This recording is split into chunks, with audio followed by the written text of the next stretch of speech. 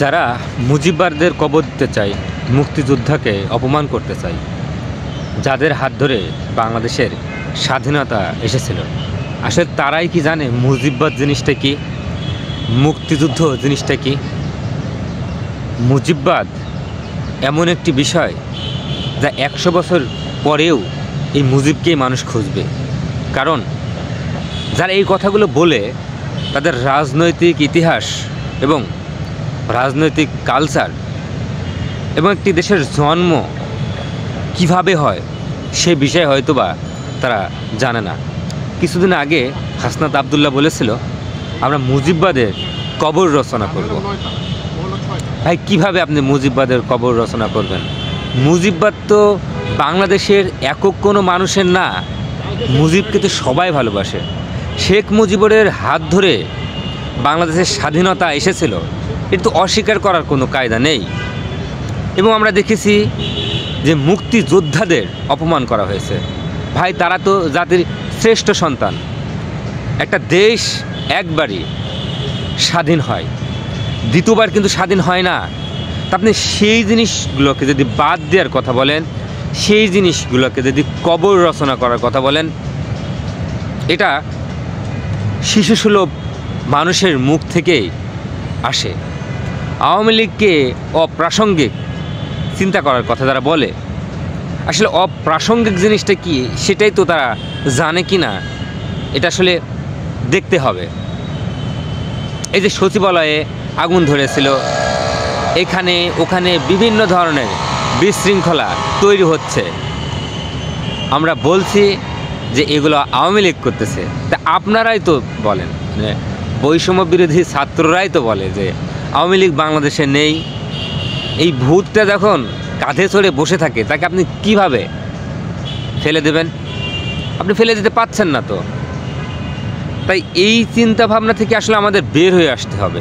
কারণ একটি দেশের সংগঠনকে, অর্থাৎ একটা দলকে, রাজনৈতিক দলকে কখনোই অপ্রাসঙ্গিক এবং ধূলিসাৎ এবং মুছে ফেলা যায় না।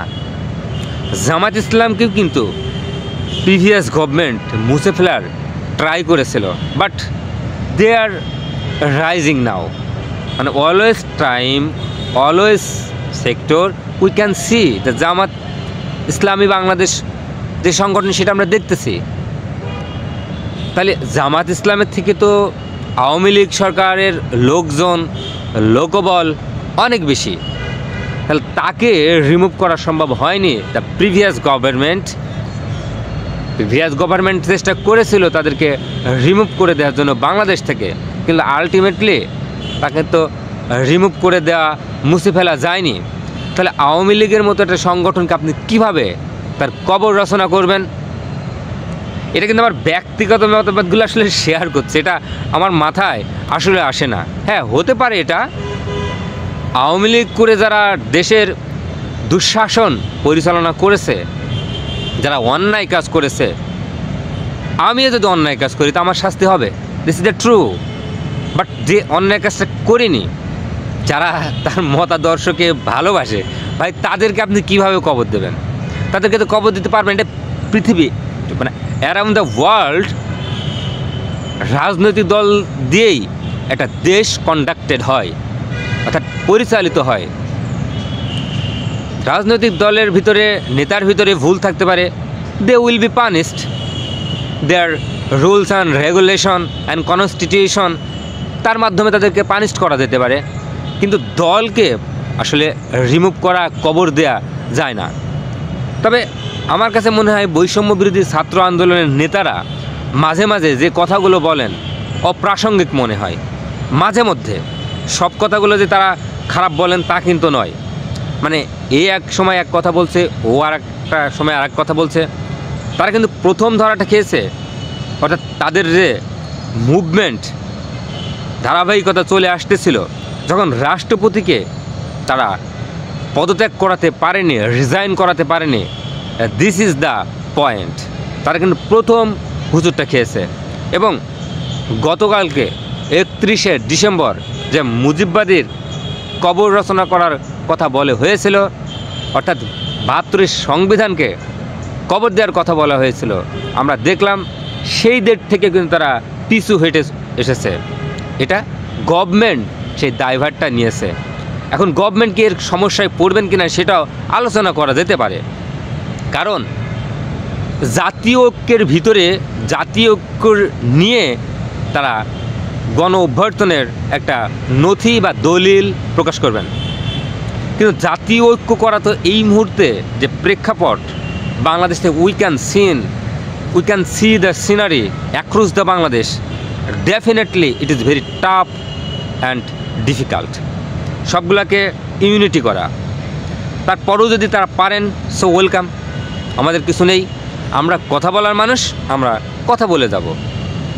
সো এই সমস্ত বিভ্রান্তিকর কথা আসলে সমাজের মানুষ কতটুকু অ্যাকসেপ্ট করছে, কতটুকু সেটা গ্রান্ট করছে, সেটা কিন্তু বৈষম্য বিরোধী ছাত্র আন্দোলনের দেখা দরকার।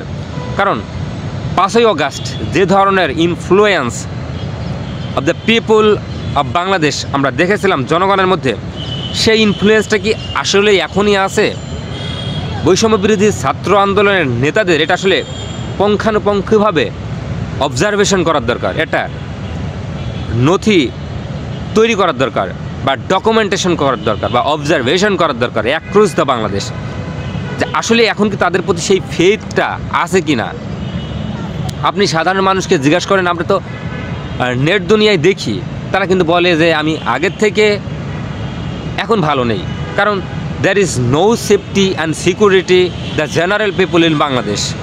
আমরা কিন্তু মাঝে মধ্যেই দেখছি different types of occurrence in market, on road and different place.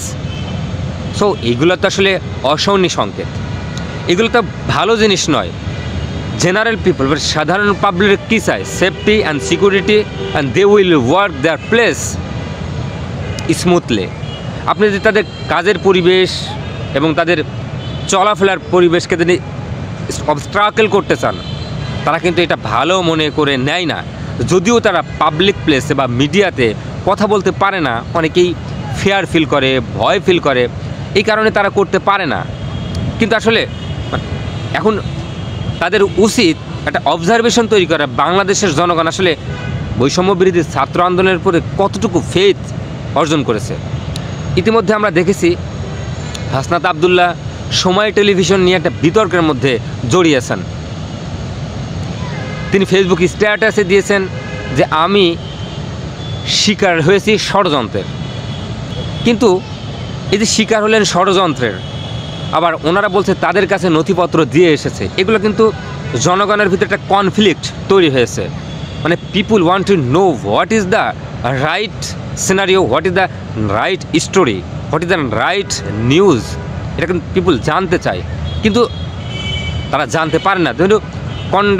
যেহেতু কনফ্লিক্ট কথাবার্তা যখন আসে, তখন কিন্তু জনগণ বা জেনারেল পিপল অফ বাংলাদেশ তারা একটু কনফিউশনের মধ্যে চলে যায়। তাই আসলে কোনো দলের কবর রচনা করা যায় না, এটা খুবই কঠিন একটা কাজ। কারণ আওয়ামী লীগ কোনো ছোটোখাটো দল নয়, তাদের 35% people they would support the Awami League, তারা 35% পিপল কিন্তু তাদেরকে সাপোর্ট করে। অর্থাৎ সেই বিচারে চিন্তা করলে প্রায় 6 থেকে 6.5 কোটি লোক, তো এতগুলো লোককে আপনি কীভাবে কবর রচনা করবেন? আসলে ভাই আপনাদের কথাবার্তাগুলো আমার কাছে মনে হয় একটু শিশুসুলভ মতো মনে হয়। আপনারা এমন কথাবার্তা বলবেন যা বাংলাদেশের পিপুল ইউনিটি আসে, বাংলাদেশের পিপুল আপনাদের কথা মতো যেভাবে আন্দোলনে ঝেঁকে পড়েছিল সেভাবে যেন এখনও ইউনিটি করে, কিন্তু আমার তো মনে হচ্ছে সেই ইউনিটিটা ব্রেক করেছে। তাই বৈষম্য বিরোধী ছাত্র আন্দোলনের তারা একটা গণ অভ্যর্থন ঘটিয়েছিল, ওয়েলকাম। কিন্তু এখন যে পরিস্থিতি আমরা দেখতে পাচ্ছি, বাংলাদেশের আইন শৃঙ্খলা এবং দ্রব্যমূল্যের ঊর্ধ্বগতি, এগুলো যদি ঠিক করতে না পারে, ইন ভবিষ্যতে কী হবে সেটা কিন্তু আমাদের দেখার বিষয়। আজকে এই পর্যন্তই, ভালো থাকবেন।